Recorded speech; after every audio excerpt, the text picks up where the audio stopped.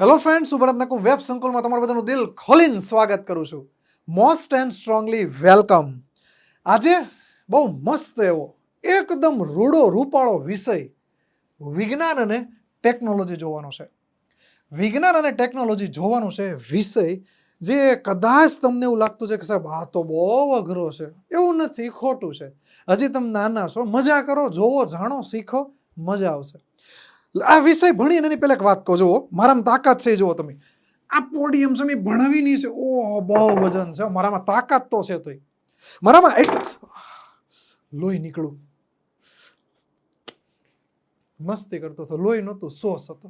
પણ આ મારામાં તાકાત છે. કદાચ લોહી નીકળે અને પછી આપણે નાના હતા ને ત્યારે લોહી નીકળે ને તો તમને કદાચ ખબર હોય તો કે એક દિવસ અઠવાડિયા પછી જ્યાં લોહી નીકળવું હોય ને એ બધું લોહી વયું જાય અને સાંભળી એની હાથે હંધાઈ જાય. તમે કોઈ દી ના સોય લઈને હાંધો લીધો? નહીં સાહેબ, લોહી નીકળ્યું તરત તમે આમ સૂઈ લઈ, કાં તો ઘડી કામ રાખીને તો 2-3 દિવસ પછી નાથી બધું વયું જાય, ખબર ન પડે કઈ વાગ્યું થયું. તો આવું બધું કેમ થાય? તાકાત આવી જાય, વાગે તો લોહી નીકળી જાય, લોહી નીકળી જાય પછી થોડાક દિવસો પછી પાછું બધું હંધાઈ જાય, આપણા શરીરમાં એની હાથે હંધાઈ જાય. મારો શર્ટ ફાટી ગયો હોય તો મારે કેમ જવું પડે સિલાઈ મશીન વાળા ભાઈ પાસે કે મને સિલાઈ લઈ ગયો ને, શર્ટ તો એની હાથે નથી હંધાતો. તો બધું કેમ થાય? આ બધું થાય છે ખોરાક ખાવ તમે સવારમાં. આ સવારમાં શું ખાઈને આવ્યા હતા? હાજુ બસ એ ખોરાક ખાઈને આવો ને, એના માટે બધું જરૂરી છે. એટલે તમારી મમ્મી તમને જે કહે ને એ ખાજો. ઓલા બબલા પડીકા ઓછા ખાજો, નહીતર આવી તાકાત કે લોહી નીકળે તો ઘાય ઘા હંધાઈ જાય એવું નહીં થાય. તો તમારા મમ્મી જે તમને ખોરાક ખવડાવે ને એનાથી આ બધું થાય છે. તો ખોરાક તો તમારા શરીરમાં ગયો ને. ખોરાક ખાધો અહીંથી આમ આમ પછી તમારા શરીરમાં જશે તો શરીરમાં શું થાય? અંદર ખોરાક ખાવ તો શરીરમાં શું થાય એ તો આપણને નથી દેખાતું. આપણે એમ જોઈએ તો આપણને તો આપણી છાતી દેખાય, આપણું શરીર દેખાય. અંદર શું થાય એ જ આજે જોવાનું છે. તો અંદર શું થાય છે એ આપણે જોવાનું છે. પણ હું તમને એક સવાલ કહું કે તમે જ્યારે ખોરાક ખાશો તો તમે અહીંયાથી ખોરાક ખાશો ને, એ જવા દો, ઘડીક મૂકો બધું. તમે તમારા ઘેરે છો, તમારા ઘરેથી તમારે તમારા મામાના ઘરે જવું છે. સાહેબ મજા આવી જાવ, વેકેશન આવે એટલે અમે નાચ પડ્યા હોય. તમે તમારા ઘરેથી તમારા મામાની ઘરે જાઓ તો શેમાં જાઓ?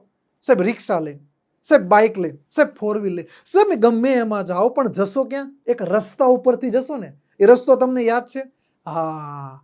તો આપણા શરીરમાં ખોરાક એ રસ્તો છે. આપણા શરીરની અંદર એક સળંગ માર્ગ છે જે મુખ દ્વારથી શરૂ થાય અને ત્યાંથી આ ખોરાક આપણા રસ્તામાં સળંગ માર્ગ પસાર કરી એ મળ દ્વાર સુધી પહોંચે છે. આવો એક માર્ગ છે આપણા શરીરની અંદર. અને આ જે માર્ગ છે ને એના આપણે વિભાજિત કરી દીધો. એ માર્ગને આપણે યાદ રાખવા માટે ટુકડા કરી દીધા. કેવી રીતે? હું તમને કહું કે શરૂઆતમાં ખોરાક અહીંયા હતો ને તો એ જે સ્ટાર્ટિંગનો માર્ગ છે ને એને મુખ ગુહા કીધું. એની પછીનો જે રસ્તો આવે છે એને કંઠનળી કીધું. એની પછીનો જે રસ્તો આવે છે એને અન્નનળી કીધું. એની પછીનો જે રસ્તો આવે એને જઠર કીધું. એની પછીનો રસ્તો આવે એને નાનું આંતરડા ઘૂંસડું છે ને કેસરી કલરનું આખું એ. એની પછીનો જે રસ્તો આવે એને આપણે મોટું આંતરડું કીધું.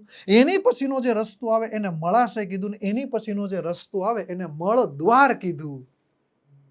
તો આ રીતે આપણા શરીરની અંદર ખોરાક જાય છે, જે અહીંયાથી શરૂ થાય છે અને અહીંયા સુધી પહોંચે છે. હવે ખોરાક તો સાહેબ અહીંયા સુધી પહોંચી ગયો, પણ થાય શું આમાં? આમાં ખોરાકનું પાચન થાય. સાહેબ આ પાચન હું એ અમને ન ખબર પડે. હું કહું પાચન એટલે તમને નથી ખબર પડતી ને. હવે હું તમને પહેલા કહું કે તમારે સફરજનનું જ્યુસ બનાવવું છે. જો આ તમારા બાજુવાળાને જો મોઢામાં પાણી આવી ગયું. હવે તમારે સફરજનનું જ્યુસ બનાવવું છે તો એના માટે તમે શું કરશો? એક મિક્સર લાવશો, એની અંદર સફરજન નાખશો એટલે જ્યુસ બની જશે? નહીં, અમે દૂધે નાખશું.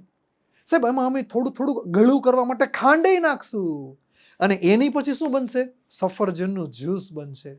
તો આપણા શરીરની અંદર પણ જ્યારે તમે સફરજન ખાઓ તો એનું પાચન થાય. પાચન થાય એનો મતલબ કે જટિલ ઘટકો છે એમાંથી સરળ ઘટકો બને. હવે આપણા શરીરને રોટલીમાં ખબર જ નથી પડતી, સફરજનમાં ખબર જ નથી પડતી. એના ટુકડા કરવા પડે, એને પ્રવાહી ફોર્મમાં આપણે રૂપાંતર કરવું પડે. જેવી રીતે મિક્સર સફરજન એને કેમ પાણી જેવું કરી દે, લિક્વિડ કરી દે ને, આમ રેડો તો ઢોળાઈ જાય એવું. સફરજન નકર આખું હોય. મિક્સરમાં નાખો, દૂધ નાખો ને ખાંડ નાખો, પછી કેમ પાણી રે જેવું થઈ જાય, એવું આપણા શરીરની અંદર થાય છે, જેને આપણે પાચન કહીએ છીએ. પણ એમાં ડખો છે, મિક્સર એવડું છે પણ આપણું શરીર તો એવડું મોટું છે, તો આપણા શરીરમાં મિક્સરની જેમ ગોળ ગોળ નથી ફરતું, એમાં અલગ પ્રોસેસ થાય. મિક્સર જેવી જ થાય પણ અલગ પ્રોસેસ થાય. સાહેબ કેવી પ્રોસેસ થાય હું તમને કહું કે ભાઈ આમાં જ્યારે ખોરાક આવશે ને તો એવી રીતે જ્યાં જ્યાં ખોરાક જશે ને ત્યાં જેવી રીતે સફરજનનું જ્યુસ બનાવવું હતું તો તમે દૂધ ને ખાંડ નાખી, એવી રીતે પાચન કરવા ખોરાકના માટે, જે ખોરાક છે એનું પાચન તો કરવું છે ને, તો એના માટે તમારે શું કરવું પડશે? પાચક રસો આમાં આવશે. અને જે પાચક રસ છે એ તમને ક્યાં જોવા મળશે? તો સિલેક્ટેડ લોકો પાસે જ છે, દરેક પાસે નથી.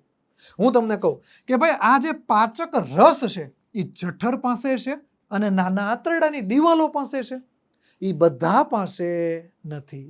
હા, જે આપણો રસ્તો છે ને એની અંદર જેટલા લોકો આવે ને એનાથી અલગ લોકો પાસે છે.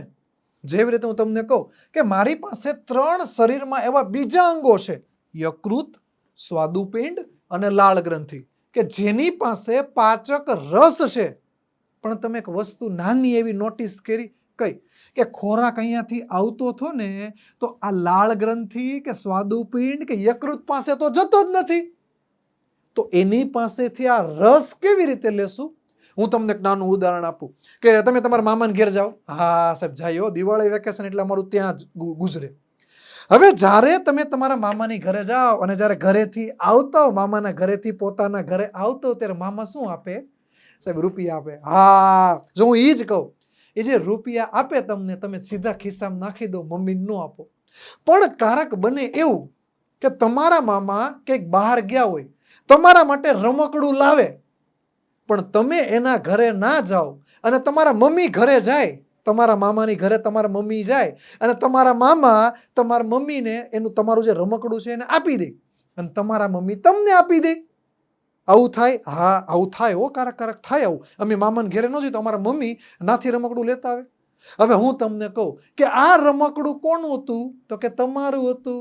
લાવ્યા કોણ? તો કે મામા લાવ્યા. પણ તમને તમારા મામાએ હાથમાં આપ્યું નહીં, તમને હાથમાં તમારા મમ્મીએ આપ્યું. તો અહીંયા તમારા મમ્મી આ ગ્રંથિ જેવું કામ કર્યું. હું તમને કહું કે આપણો ખોરાક હતો ને એ અહીંયાથી લઈ અને અહીંયા પછી નાના આંતરડામાં, મોટા આંતરડામાં, મળાશય, મળદ્વાર સુધી જ જાય. આ યકૃત પાસે જતો નથી ખોરાક આપણો. આપણો ખોરાક આ જે પીળા કલરનું દેખાય એ સ્વાદુપિંડ પાસે નથી જતો. એની પછી અહીંયા જે એક્સ્ટ્રા લાળ ગ્રંથિ દેખાય એની પાસે નથી જતો. પણ આ જે પાચક રસ છે એને આ ખોરાકની જરૂર છે, અથવા ઊંધું કહો કે આ ખોરાક છે એના પાચક રસોની જરૂર છે, પણ ખોરાક ત્યાં જતો નથી. તો આ સમયે શું કરશે? વચ્ચે કોક સહાયક આવશે અને એ જ સહાયક તરીકે ઓળખાય કોણ? આ લાળ ગ્રંથિ, કે જે ડાયરેક્ટ નથી આપતું, જે ડાયરેક્ટ ખોરાકને નથી આપતું, એ કોઈ માર્ગથી આપે છે. જેવી રીતે હું તમને કહું કે જ્યારે તમે ખોરાક ખાશો તો સૌ પ્રથમ ખોરાક આમ તમે મોઢામાં નાખશો તો ક્યાં જશે? અહીંયા જાય, મોઢાની અંદર જાય. જેને મોઢું ન કહેવાય, જેને મુખ ગુહા કહેવાય. શું કહેવાય? મુખ ગુહા કહેવાય. તો જે આ મુખ ગુહા છે એની અંદર સૌ પ્રથમ ખોરાક જશે. પણ હું તમને એમ કહું કે આપણો જે આખો માર્ગ હતો એ માર્ગમાં કોણ કોણ હતા? તો કે સાહેબ એટલા જણા હતા જે મેં ઘડીક પહેલા દેખાડ્યા. અને આ માર્ગમાં કોણ નહોતા? તો કે સાહેબ 3 જણા હતા જે માર્ગમાં નથી આવતા, એ સાઈડમાં આવે છે. હવે જ્યારે આ પાચન માર્ગ અને આ પાચન ગ્રંથિ એ બે ભેગા મળીને પોતાનું કામ કરે ને ત્યારે એક આખું તંત્ર બને આપણા શરીરની અંદર, જે આપણને આપણી નરી આંખે ન દેખાય. અને એ તંત્રને શું કહેવાય? પાચન તંત્ર કહેવાય. તો આજનો આપણો રૂડો રૂપાળો ટોપિકનું નામ શું છે? પાચન તંત્ર છે. હવે પાચન તંત્ર છે એમાં હું તમને શરૂઆત કરું ને તો આ મોં છે. આ મોં શું છે? તો કે જે ખોરાક હોય ને એને પેલા મોઢામાં લે. જે આ ખોરાક છે એને તમે ઓકે, આ ખોરાકનો એક કોળિયો ભેરો અને તમે સીધો ક્યાં જવા દેશો? કાનની અંદર જવા દેશો? નહીં સાહેબ, કાનની અંદર થોડું જવાય. ના તો સાંભળવાનું.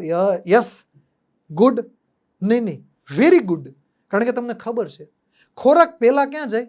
મોંની અંદર જાય. હવે મોંની અંદર ખોરાક જશે તો એને છે ને આપણે સાદી ભાષામાં કહીએ કે આપણે ખોરાકને છે ને મોઢાની અંદર નાખ્યો, પણ એને સાયન્સની ભાષામાં શું કહેવાય? અંતગ્રહણ કહેવાય. શું કહેવાય? અંતગ્રહણ. એટલે જ્યારે પણ હવે તમે આજે સાંજે ઘરે જાઓ, તમારા પપ્પા કે મમ્મી ભેગા ખાવા બેસો, તો જ્યારે એ પહેલો બટકો ભરે ને ત્યારે તમારે એને શું કહેવાનું? કે પપ્પા તમે ખોરાકનું અંતગ્રહણ કર્યું. એનો મતલબ શું થાય? કે ખોરાક તમે મોઢાની અંદર નાખ્યો. એટલે મોં દ્વારા શું થાય? તો કે આવી રીતે જોજો, હા, જો આ શું કર્યું? આ ખોરાકનું અંતગ્રહણ કરે છે, એટલે કે ખોરાકને ગ્રહણ કરે. તો ખોરાકને મોંની અંદર જવા દેવાની જે પ્રક્રિયા છે એને શું કહેવાય? એને અંતગ્રહણ કહેવાય. એને શું કહેવાય? અંતગ્રહણ. એટલે આપણું અંતગ્રહણ, કદાચ તમને એમ પણ પૂછે ક્યારેક ક્યારેક કે મનુષ્યના શરીરમાં અંતગ્રહણ કોણ કરે? મોં કરે. મોંની અંદર શું થાય? ખોરાકનું અંતગ્રહણ થાય. ક્યારેક મારી જેવો શિક્ષક હોય જે સુધરેલી ભાષામાં ન લખે, તો એવું પણ લખે કે ખાલી ગ્રહણ થાય, ખોરાકનું ખાલી ગ્રહણ થાય. તો આ પણ યાદ રાખજો. ચાલો, એની પછી નેક્સ્ટ કે હવે જ્યારે આપણે ખોરાક ખાશું તો એની પછી ક્યાં જશે? તો કે આપણા મોઢામાં જશે. હવે આપણું એવડું મોટું અંદરથી મોઢું છે, કાચમાં છે ને, આજે છે ને તમે ઘરે જઈને કાચમાં જોજો આ કરીને, એટલે તમારું મોઢું કેવું દેખાશે? કહું, આવું દેખાશે. તમે ઘરે જઈને જોજો, આ દેખાશે ને એટલે આ ઉપર શું છે? તો કે સાહેબ ધોળા ધોળા દાંત છે. એની પછી સાહેબ નીચે શું છે? નીચે ધોળા ધોળા દાંત છે. ચોકલેટ ઓછી ખાજો, નકર ધોળા દાંત નહીં રહે. એની પછી આ શું છે? આ જીભ છે. પછી એની પછી અહીંયા આવેલી છે લાળ ગ્રંથિ, જે તમને જીભના આ જે કલર છે ને એવા કલરની જ દેખાતી છે, તમને નરી આંખે વ્યવસ્થિત નહીં દેખાય. તો તમે જ્યારે મોઢું ખોલો ને તો આ મોઢું ખોલ્યું ને એને શું કહેવાય? એને કહેવાય મુખ ગુહા કહેવાય. ગુફાની હો, આ ગુફા નથી, આપણું મુખ છે, જેને શું કહેવાય? મુખ ગુહા કહેવાય. જેમાં 3 વસ્તુ આવેલી છે. કઈ 3 વસ્તુ આવેલી છે? તો કે સાહેબ એમાં લાળ ગ્રંથિ આવેલી છે, જે જ્યાં જ્યાં ખોરાક નહીં જાય ત્યાં ખોરાક નહીં જાય. એની પછી દાંત આવેલા છે, જીભ આવેલી છે. પણ આ કઈ થોડા કે ખોરાક આ બધા પાસે કોઈ પાસે નથી જતો ખોરાક. તો સાહેબ આ બધાનું શું કામ છે? આ બધા શું કામ કરે ખબર? કે તમારા મિક્સરની અંદર તમે ક્યારેક આમ ઉપરથી જોશો ને તો અંદર દાંતા હશે, જે અંદર સફરજન નાખો તેને તોડવા માટેના દાંતા હશે. તો આ આપણા મિક્સરના દાંતા છે. દાંતા એટલે તોડી નાખે ખોરાકને. જો આપણું આ મુખ ગુહા છે ને એમાં 3 વસ્તુ આવી, એ તમે પહેલા યાદ રાખો. મુખ ગુહામાં કેટલી વસ્તુ આવી? 3 વસ્તુ. ફરીથી, મુખ ગુહામાં કેટલી વસ્તુ આવી? 3 વસ્તુ. કઈ કઈ? તો કે દાંત, જીભ અને લાળ ગ્રંથિ. હવે 3 વસ્તુ છે, એનું કામ છે. એનું શું કામ છે? હું તમને કહું કે જ્યારે તમે ખોરાક છે એને મોઢામાં નાખો તો શું થાય? તો ઓન ધ સ્પોટ તમારા ખોરાકની ઉપર લાળ આવી જાય. નહીં સાહેબ, અમને તો કોકને પાણીપુરી ખાતા જોઈને તોય અમારા મોઢામાં પાણી લાળ આવી જાય. નહીં નહીં, તમે જે નાના છો, તમને આઈસ્ક્રીમ ફળીને આવતી છે, હાચી વાત ને? તો જ્યારે તમે કોઈ ખોરાકને જોવો અથવા મોઢાની અંદર નાખો તો સૌ પ્રથમ શું થાય? તો ખોરાકની અંદર લાળ ભળે. હવે ખોરાક તમે કડવો ખાઓ કે ગેળો ખાઓ કે ગમે તેવો ખોરાક ખાઓ, લાળ આવે જ તે. તમને ખબર છે કે વાત કહું, તમે કોઈને કહેતા નહીં, આપણા મોઢાની અંદર 4 થી 5 કલાક સુધી લાળ ન આવે ને તો આપણું મૃત્યુ થઈ જાય. તમે પાછા કોઈને કહેતા નહીં, ખાલી મનમાં રાખજો, યાદ રાખજો. એટલે મોઢામાં જો તમે અત્યારે જો તમારા મોઢામાં લાળ હશે છે, હા, તમારા મોઢાની અંદર 24 કલાક લાળ રહે. તમે રાતે ઊંઘમાંથી જાગો કે તમારા મામાના લગ્નમાં ડિસ્કો કરતા હો, તમે ગમે ત્યારે જોશો ને તો તમારા મોઢાની અંદર લાળ હશે 24 કલાક. એ ખાલી થાય જ નહીં, ભગવાનની દયા છે એમાં. એની પછી હવે આ લાળ છે એ શા માટે ભેળી? તો મેં તમને કીધું તું સફરજનનું જ્યુસ બનાવ્યું તો તમે દૂધ નાખો તો લિક્વિડ ફોર્મ ફટાફટ બને. આ એના માટે છે કે આપણા જે જટિલ ઘટક છે એ સરળ ફટાફટ બને, એના માટે લાળ આવી. હવે ખોરાકને તોડવાનો છે તો ખોરાકને તોડવા માટે કોણ આવે? દાંત આવે. તમારા પાસે કેટલા દાંત છે? કેટલા છે? બોલો. 32. તમારા પાસે કેટલા દાંત છે? તો કે સાહેબ અમારા પાસે અત્યારે 32 દાંત છે. હું એક સવાલ પૂછું, તમે મને કહેજો, તમે જ્યારે જન્મમાં થા ત્યારે તમારે કેટલા દાંત હતા? તમારા બાજુવાળો શું કહે છે? કેટલા હતા? દાંત જ નહોતા. તમે જન્મમાં ત્યારે દાંત હતા? નહોતા. તો તમે નાના હતા ને ત્યારે બધાને કરડી કરડીને લોહી કાઢી નાખત બધાનું. તમે જન્મમાં ત્યારે દાંત નહોતા, પણ તમે થોડાક મોટા થયા હશો ને એટલે તમને ધીમે ધીમે દાંત આવ્યા હશે. હા, એ જે દાંત આવે ને એને શૈશવકાળ કહેવાય. જે ધીમે ધીમે દાંત આવે ને તમને, એને શું કહેવાય? શૈશવકાળ કહેવાય. જ્યારે તમે શૈશવકાળમાં હતા ને ત્યારે તમારા દાંત આવ્યા હશે, અને દાંત પાછા પડી ગયા હતા ને. હા સાહેબ, પછી તમારે શું કહેવત છે કે દાંત તૂટી ગયો ને તક નાખી દો તો પાછો ફટાફટ બીજો, એવું તમારે કઈ છે? હા, એ દાંત આવે ને તો તૂટી જાય, પછી નાખી દેવાના, પછી ફરીથી ભગવાન તમને આપે. તો જ્યારે શૈશવકાળમાં દાંત આવે ને એને દુધિયા દાંત કહેવાય. એને કેવા દાંત કહેવાય? દુધિયા દાંત કહેવાય. અને જ્યારે તમારી ઉંમર 6 થી 8 વર્ષની થાય ને ત્યાં આ દાંત પડી જાય, એની પછી નવા દાંત આવે, જેને કેવા દાંત કહેવાય? કાયમી દાંત.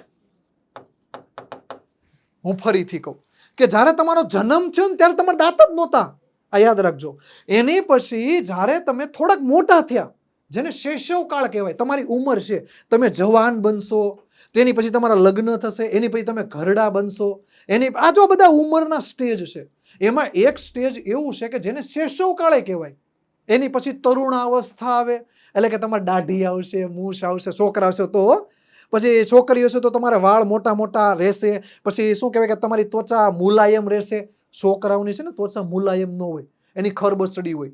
તો આ બધા ફેરફાર થશે ક્યારે? તરુણાવસ્થામાં આવશો ત્યારે. એ આપણે ત્યારની વાત. અત્યારે પાછા આવો કે શૈશવકાળ હશે ત્યારે તમારા નવા નવા દાંત આવશે, જેને દુધિયા દાંત કહેવાય, જે 6 થી 8 વર્ષના થશો ને ત્યાં પડી જશે. એની પછી દાંત આવશે તો કાયમી દાંત આવશે, અને એની પછી પડી જશે ને તો એની પછી એકેય દાંત નહીં આવે. એટલે કારક કોકારે બાંધો ને અથવા નીચે પડી જાવ તો જોજો, બીજી વાર દાંત નહીં આવે. એ તો પછી આપણા બાપાને ફેર હશે કે પૈસાવાળા હશે તો સોનાના દાંત આવે, ફેર ન હોય તો પછી કોઈ હલકા સોનેરી દાંત અથવા તો ઓલા શું કહેવાય કે ચાંદીના દાંત એવા આવે. કારણ કે ભગવાન બે વાર દાંત ન આપે, એક જ વખત પડી જાય પછી એક જ વખત આપે, પછી દાંત નથી આપતા. એટલે દાંત પડી ન જાય, જોજો. હા, એની પછી જ્યારે તમે 6 થી 8 વર્ષના થશો એટલે આ દુધિયા દાંત પડી જાય, અને એની પછી કાયમી દાંત આવશે. એની કાયમી દાંત કેટલા છે ખબર છે? 32, જે અત્યારે તમારે છે ને 32. હા, એ 32 દાંત છે. એ દાંત છે ને એના પ્રકાર છે, એના 4 પ્રકાર છે, એના આકારને લીધે. તમે છે ને આજે કાચમાં જોજો, મિરર આવે ને મિરર, એમાં હી કરીને જોજો, એમાં શરૂઆતના 2 દાંત છે ને સરખા દેખાતા હશે. હા સાહેબ, દેખાયું. છેલ્લે બધા દાંત છે ને ટાટા સ્ટીલ જેવા મજબૂત હશે, જેને દાંત ન કહેવાય, જેને દાઢ કહેવાય. એની બાજુમાં એના જેવા જ હશે પણ નાના હશે, જેને નાની દાઢ કહેવાય, અથવા બહુ સુધરેલી ભાષામાં અગ્ર દાઢ કહેવાય. જો આવી આ છેલ્લી હોય, બહુ મજબૂત હોય, તૂટે જ નહીં ઘડીકમાં, આને શું કહેવાય? દાઢ કહેવાય. આને શું કહેવાય? અગ્ર દાઢ કહેવાય. ઘણી વખત આને મોટી દાઢ પણ કહેવાય, અને આને નાની દાઢ કહેવાય. એની પછી આ બે દાંત છે. એમાં છે ને અહીંયા જજે, આ તીક્ષ્ણ દાંત હશે. તમે જ્યારે કોકને કવડતા હશો ને, આમ કરડતા હશો ને, ત્યારે આ દાંતનો ઉપયોગ બહુ કરતા હશો, કેમ કે ખૂતી જાય તરત, એટલે ઓલા સામે વાળાને દુખે હારું, હે ને?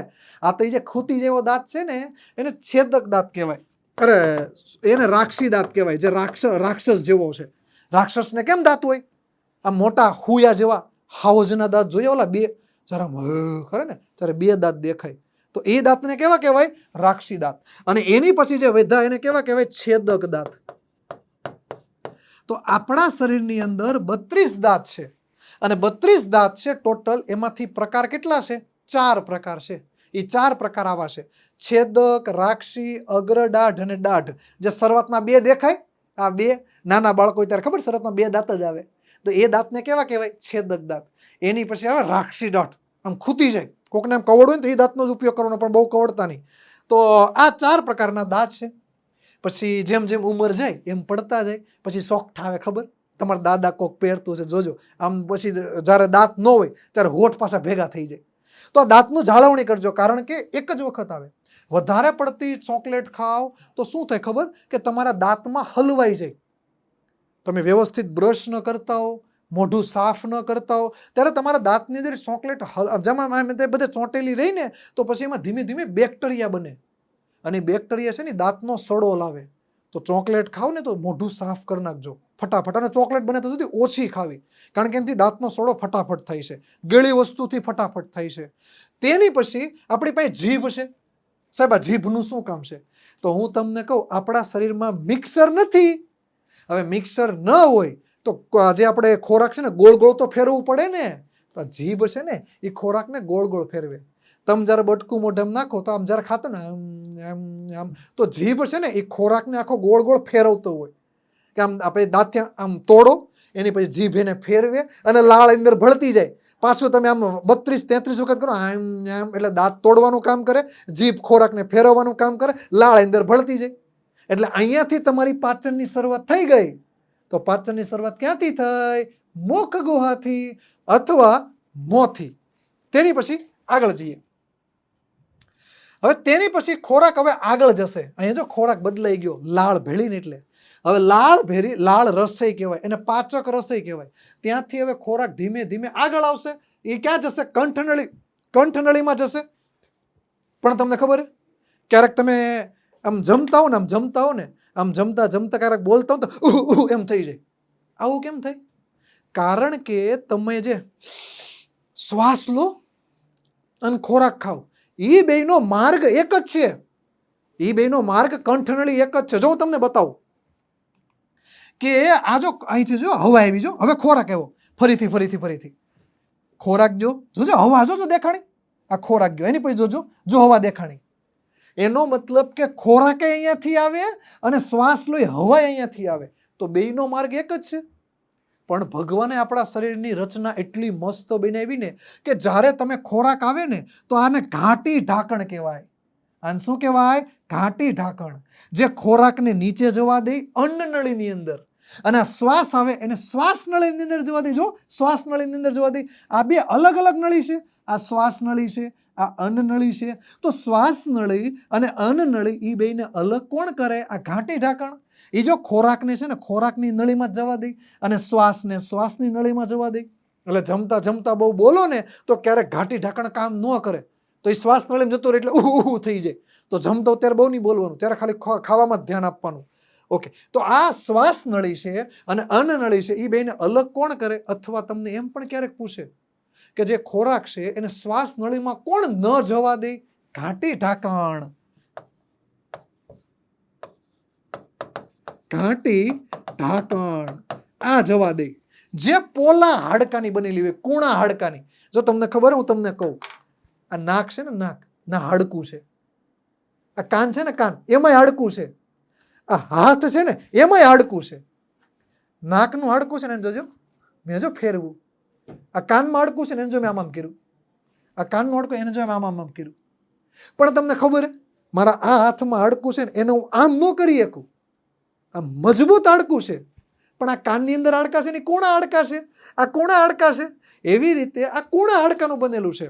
જેને તમે અત્યારે યાદ રાખો ને તો રાખો. હોશિયાર વિદ્યાર્થી છો તમે તો યાદ રાખો. આ કુણા હાડકા હોય ને એને કાસ્થિ કહેવાય. શું કહેવાય? કાસ્થિ. કુણા હાડકા હોય, મજબૂત હાડકા હોય. આ હાડકું મજબૂત હોય, કોકના માર્યું હોય ને તો કેવું વાગે? આ કાનથી મારો વાગે નહીં. આમાં કુણા હાડકા છે.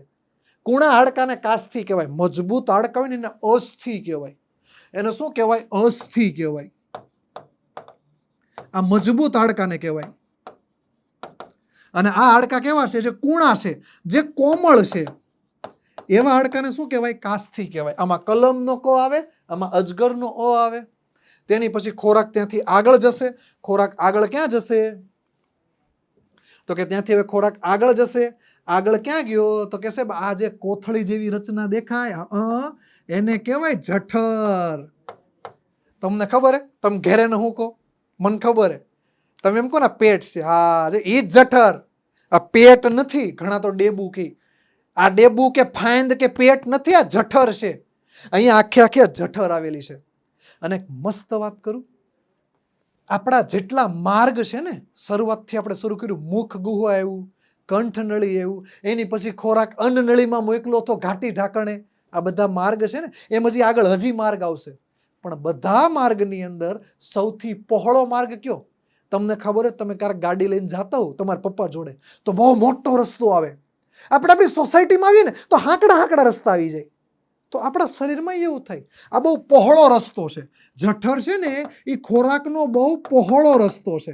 તો તમને સવાલ પૂછ્યો હોય તો કે પાચન તંત્રની અંદર સૌથી પહોળો રસ્તો કયો? પહોળો માર્ગ કયો? અથવા પહોળું અંગ કયું? તો જવાબ કોણ આવે? જઠર. યાદ રાખજો, પહોળો એટલે મોટો. પહોળો એટલે મોટો માર્ગ.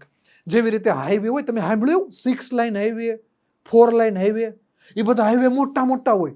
આપણે આપણી શેરીમાં જઈએ, આપણી જે રહેતા હોય ઘરે, તો શેરી એવી એવી હોય, તો એ નાની એવી છે. પણ તમે રોડ ઉપર જાઓ, હાઈવે ઉપર જાઓ, તમારા પરદેશમાં જાઓ કે કંઈક જાઓ, તો તમને ખબર મોટા મોટા રસ્તા આવે, તે રસ્તાને પહોળા રસ્તા કહેવાય. આ સાંકડો રસ્તો, તો એમાં આપણા પાચન તંત્ર છે, એનો જે માર્ગ છે, જેને પાચન માર્ગ કહેવાય, એ માર્ગની અંદર જે આ જઠર છે એને પહોળો માર્ગ કહેવાય, અથવા સૌથી પહોળું અંગ કહેવાય પાચન તંત્રનું. આ જઠર છે ને, એનો આકાર કેવો છે? તો કે આવો જે જેવો, જે અંગ્રેજીમાં આવે ને ABCDEFG, એમાં જે આવે, હા, એનો આકાર કેવો છે? તો કે જે જેવો. જઠરનો આકાર કેવો? તો કે જે જેવો. આપણે જમરૂખનો જે નથી કહેતા, જનકનો જે, એ જે જેવો જઠરનો આકાર છે. હવે જઠર છે એની અંદર જ્યારે જશે તો ખોરાક એની અંદર શું થાય? એની અંદર ખોરાક છે ને ઘંટીની જેમ, જો વલોવાય, વલોવાણો ને, હમણાં આમાં ગોળ ગોળ ફેર્યો ને, તો એમ વલોવાય. અંદર ખોરાક વલોવાય. કેટલી ઘડી ખબર? 3 કલાક. એટલે તમે માની લો કે આજ સવારે તમે ભાખરી ખાઈને 7 વાગે આવ્યા ને, તો 7 વાગ્યાથી લઈ અને ઠેઠ 10 થી 11 વાગ્યા સુધી ખોરાક અંદર જઠરની અંદર વલોવાતો હોય. તમે લેક્ચરમાં ભણતા હો અને ખોરાક આમાં વલોવાતો હોય. આ તમને ખબર હતી? નહીં, એ મને નહોતી ખબર, મને થોડું દેખાય. પણ આપણું વિજ્ઞાન છે કે જે એને અંદર જઈને જોઈ લીધું અને હું તમને ભણાવું છું. એની પછી ખોરાક અહીંયા વલોવાશે, તો એની પછી આની અંદર કંઈક રસ નીકળશે. યાદ કરો, યાદ કરો કે આપણા જે અંગો છે એમાં 2 જ અંગ છે, 2 જ માર્ગ છે, એની પાસે રસ છે. કોણ કોણ હતા? સાહેબ ભૂલાઈ ગયું, એમ થોડું હાલે. જઠર અને નાનું આંતરડું, એ 2 પાસે રસ છે. પાચક રસ બાકી કોઈ પાસે નથી. હા છે સાહેબ, બોલા, ઈ તો પાચક ગ્રંથિઓ છે, અંગો થોડા છે, એને ગ્રંથિઓ કહેવાય. તો આ જે આની પાસે છે, એની પાસે જે રસ નીકળશે, એ રસને શું કહેવાશે? જઠર રસ. એ રસને શું કહેવાશે? જઠર રસ. હવે જઠર રસ છે ને, જ્યારે તમને ખબર નહીં તો કહું કે આપણે બહારનું ખુલ્લું ખોરાક હોય ને એ ન ખવાય. તમે ક્યારેક મેળામાં જાઓ, ક્યારેક ફરવા જાઓ, તો ખબર આમ રોડ ઉપર ખુલ્લો ખોરાક પીડ્યો હોય, એ ન ખવાય. કેમ ન ખવાય? કારણ કે આપણને નરી આંખે છે ને સૂક્ષ્મ જીવો ના દેખાય. એવા સૂક્ષ્મ જીવો એની ઉપર બેઠા હોય, અને જ્યારે તમે ખોરાકને ખાઈ જાઓ ને તો માંદા પડો. પણ આપણું શરીર એટલું સ્ટ્રોંગ છે, એટલું મજબૂત છે કે એ મોટા ભાગના બેક્ટેરિયાને તો મારી નાખે. કઈ રીતે મારી નાખે? કે જ્યારે તમે ખોરાક ખાઓ ને, તો એ જ્યારે જઠરમાં પહોંચે ને, તો એની અંદરથી એસિડ આવે. આ એસિડ છે ને, એ હાઇડ્રોક્લોરિક એસિડ કહેવાય એને. આ હાઇડ્રોક્લોરિક એસિડ જે છે એ શું કરે? આ ખોરાકમાંથી જીવ જંતુ નાના નાના સૂક્ષ્મ હોય ને એને મારી નાખે. એ આપણને નરી આંખે નથી દેખાતા. એની પછી હવે આ એસિડ છે ને, તમને ખબર છે, તમારી ઘરે એસિડ હોય ને તેને અડતા નહીં. એ બહુ એટલે બહુ દાહક હોય, આપણને પીડા થાય, દુઃખ થાય. એ એસિડ હોય ને, એ હંમેશા આપણને તકલીફ આપે. તો આપણા જઠર રસમાંથી એસિડ નીકળો તો આપણને તકલીફ આપે. તો એ તકલીફથી બચવા માટે જઠરમાંથી બીજું એક પ્રવાહી નીકળે, જેને શ્લેષ્મ કહેવાય. શું કહેવાય? શ્લેષ્મ. અને જઠર રસ છે એની પાસે એક પાચક રસ પણ છે, જે ખોરાકનું શું કરશે? ફરીથી પાચન કરશે. અને એની પછી ખોરાક ત્યાંથી આગળ વધશે. ખોરાક આગળ ક્યાં જશે? તો કે હવે નાના આંતરડામાં જશે. હવે ખોરાક ક્યાં ગયો? તો કે જઠર હતો એ માર્ગ પૂરો થઈ ગયો. એની પછી ક્યાં ગયો? નાના આંતરડામાં ગયો. હવે નાના આંતરડામાં ગયો તો તમને ખબર? એક મિનિટ, મેં ઘડીક પહેલા ભણાવ્યું એ હું તમને ફરીથી યાદ કરાવું કે આપણા શરીરનો સૌથી પહોળો માર્ગ કયો હતો? બોલો બોલો, કયો? જોરથી બોલો. હા, જઠર. સૌથી પહોળો કયો હતો? જઠર. પણ તમને એમ પૂછે તો સૌથી લાંબો માર્ગ કયો? તમને ખબર હે પહોળો માર્ગ ને લાંબો માર્ગ બેમાં ફરક શું છે? જો હું તમને કહું કે પહોળો માર્ગ એટલે શું હોય ખબર? એ રસ્તો આમ પહોળો હોય. લાંબો માર્ગ એટલે એ રસ્તો અહીંથી આમ ઠેઠ સુધી જાય, એને લાંબો કહેવાય. જ્યારે રસ્તો આમ પગથો હોય ને એને પહોળો કહેવાય, પણ રસ્તો આમ બહુ જાય ને એને કેવો કહેવાય? એને લાંબો માર્ગ કહેવાય. તો પહોળો પૂછે તો એ કોણ આવશે? જઠર. પણ લાંબો પૂછે તો કોણ આવશે? નાનું આંતરડું. નાનું આંતરડું તમારા શરીરનું પાચન તંત્રનો સૌથી લાંબો માર્ગ છે. કન્ફ્યુઝ નહીં થતા. અમુક કન્ફ્યુઝ થઈ જાય કે સૌથી લાંબો માર્ગ નાનું આંતરડું, પહોળો માર્ગ જઠર. અને બીજી વસ્તુ, આ કેટલી લંબાઈ છે ખબર છે? આપણી ટેક્સ્ટ બુકમાં 7.5 મીટર આપી. આ 7.5, જેને 7.5 મીટર કહેવાય, 7.5 મીટર આ લાંબુ છે આ નાનું આંતરડું. તમને ખબર છે 7.5 મીટર એટલે કેટલું કહેવાય?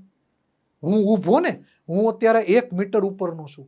તમે એક કામ કરો, તમે છે ને તમારા ઘરે જઈને તમારા પપ્પાને પૂછજો કે પપ્પા 7 મીટર એટલે શું કહેવાય? એટલે તમારા પપ્પા તમને કહે છે 7 મીટર એટલે આપણું જે ઘર છે ને એની ઠેઠ પેલે માળ સુધી પોગી છે ને એનાથી પણ વધુ માળ આવે. એ તમારા પપ્પા તમને સમજાવશે. હવે તમે વિચારો, એટલું લાંબુ છે, ભગવાને એને આટા આઉટી કરીને આપણા શરીરમાં મૂકી દીધું અહીંયા વચ્ચો વસ. હવે એટલું લાંબુ છે, બોલો આપણો ખોરાક બધાની અંદર થઈ જાય.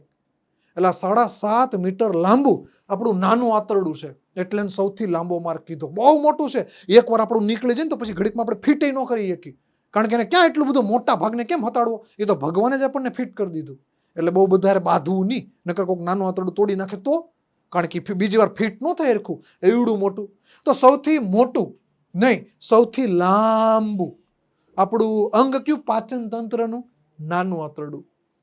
આ નાનું આંતરડું છે ને એ સૌથી લાંબુ છે ને, એટલે ખોરાક એમાં સૌથી વધુ રહે. આમાં ખોરાક સૌથી વધુ રહે. પણ એક સવાલ છે. કયો સવાલ છે? કે આ જે નાના આંતરડામાં ખોરાક છે તો એની પાસે પાચક રસ છે, પણ આપણે શરૂઆતમાં વાત કરી હતી કે 3 ગ્રંથિ એવી છે કે જેની પાસે પાચક રસ છે પણ ખોરાક તો ત્યાં ગયો જ નથી.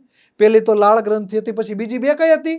સ્વાદુપિંડ અને યકૃત. જેની પાસે ખોરાક નથી જતો પણ એ એની પાસે પોગી જાય મદદ કરવા માટે, સહાય કરવા માટે, ખોરાકનું પાચન ફટાફટ થાય ને એના માટે. તો જો હું તમને કહું કે આ નાનું આંતરડું છે, ખોરાક છે એ આની પાસે ગયું નહીં. અહીંયાથી અન્નનળીમાંથી એવું જઠરમાં ગયું, જઠરમાંથી નાના આંતરડામાં ગયું, આની પાસે એવું નહીં સાહેબ, એની પાસે નથી થયું. તો હવે આ છે ને એ પોતાનો રસ, આનું નામ હું? યકૃત. યકૃત તમે નહીં સાંભળ્યું હોય, તમે લીવર સાંભળ્યું?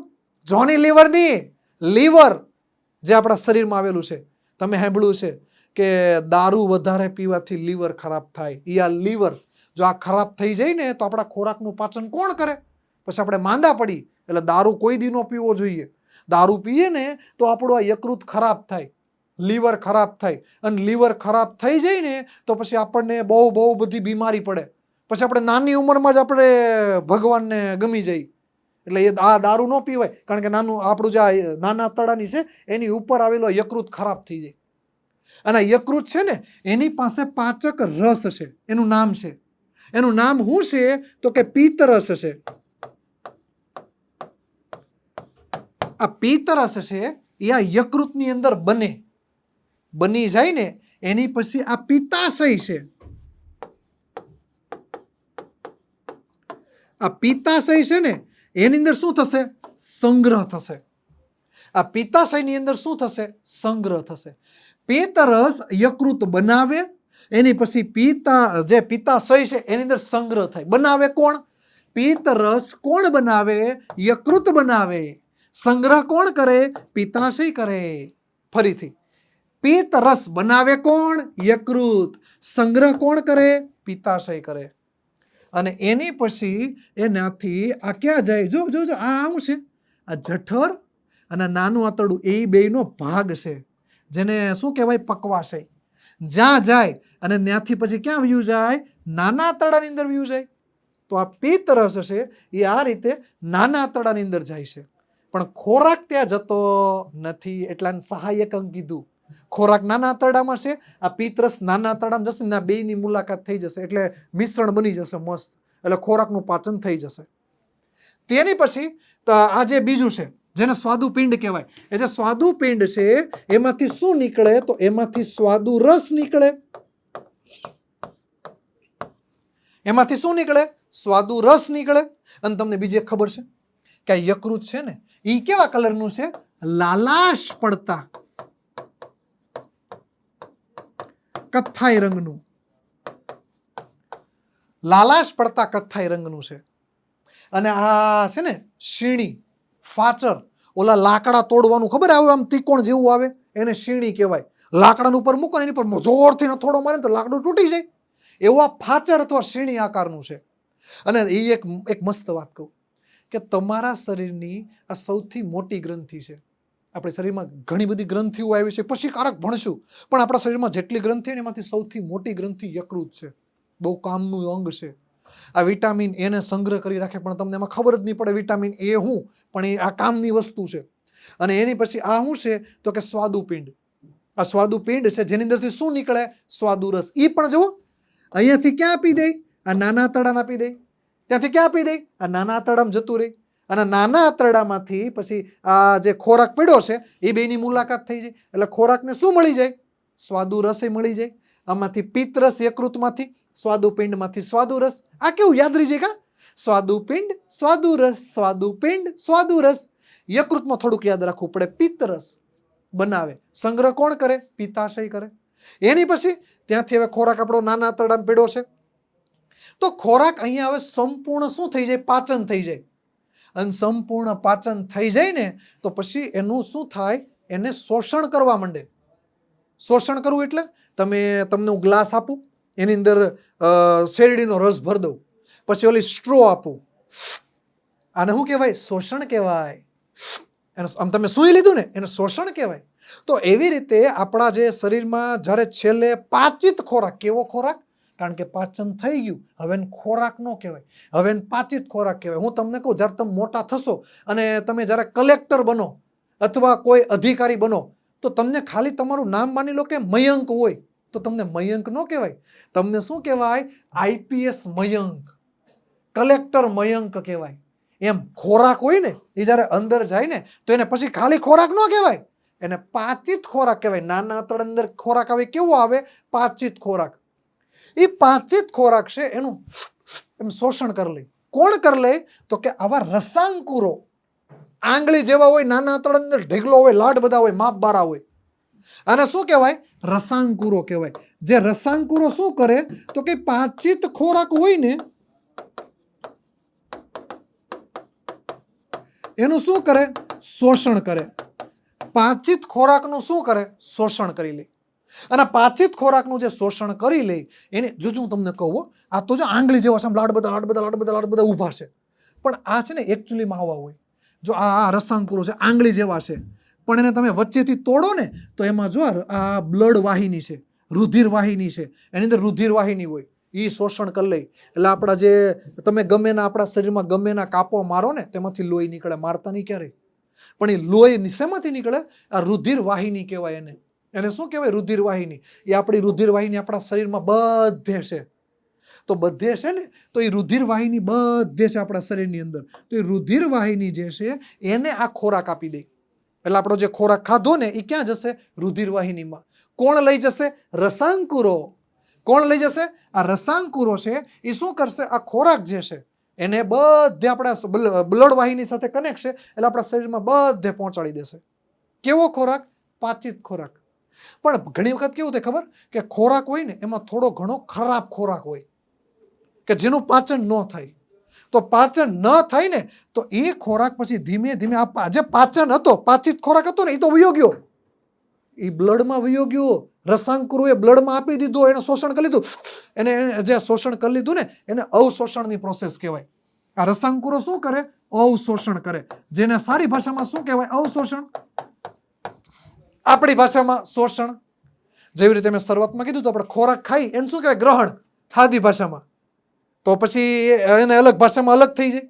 તો આ યાદ રાખવાનું. તો આ અવશોષણ કહેવાય અથવા ખાલી પણ શોષણ કહેવાય.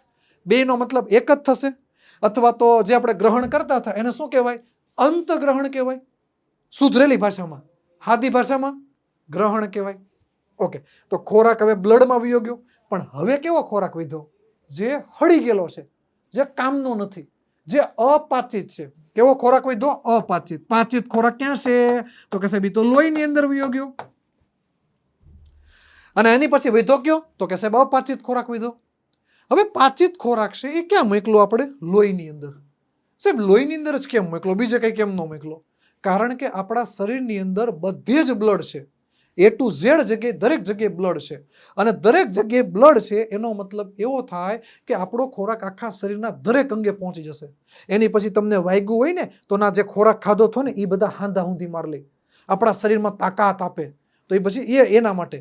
અને તમને ખબર હે, આપણે જ્યારે ખોરાકનો ઉપયોગ કરીએ ને તમને ખબર ન હોય, તમે બેઠા હો ને અથવા દોડતા હો ને તેમાં એનર્જી જોવે, તો ત્યારે તમે ખોરાકનો ઉપયોગ કરતા હો, તો જ્યારે ઉપયોગ કરતા હો ને એને સ્વાંગીકરણ કહેવાય. ખોરાકનો જ્યારે તમે ઉપયોગ કરતા હો ને એને શું કહેવાય? સ્વાંગીકરણ. જ્યારે ખોરાકનો ઉપયોગ થાય એને શું કહેવાય? સ્વાંગીકરણ કહેવાય. તમને ખબર જ ન હોય, તમે બેઠા બેઠા હો, તમે વિચારતા હો, તમે ઊભા જુઓ, તમે દોડતા દોડતા જ રહો, તો એમાં જે ખોરાકનો ઉપયોગ થાય, તો ખોરાકનો ઉપયોગ થઈને શું કહેવાય? સ્વાંગીકરણ કહેવાય. તેની પછી હવે આ ખોરાક તો અપાચિત આપણી પાસે પડ્યો જ છે. હવે ધીમે ધીમે ક્યાં જશે? તો એ ધીમે ધીમે ક્યાં જશે? તો કે નાના આંતરડામાંથી મોટા આંતરડામાં જશે, અને મોટા આંતરડામાં જશે, અને એમાં આ ખોરાક કેવો છે? અપાચિત ખોરાક છે. અને અપાચિત ખોરાક છે એટલે હવે એમાં કાંઈ લેવાનું નથી.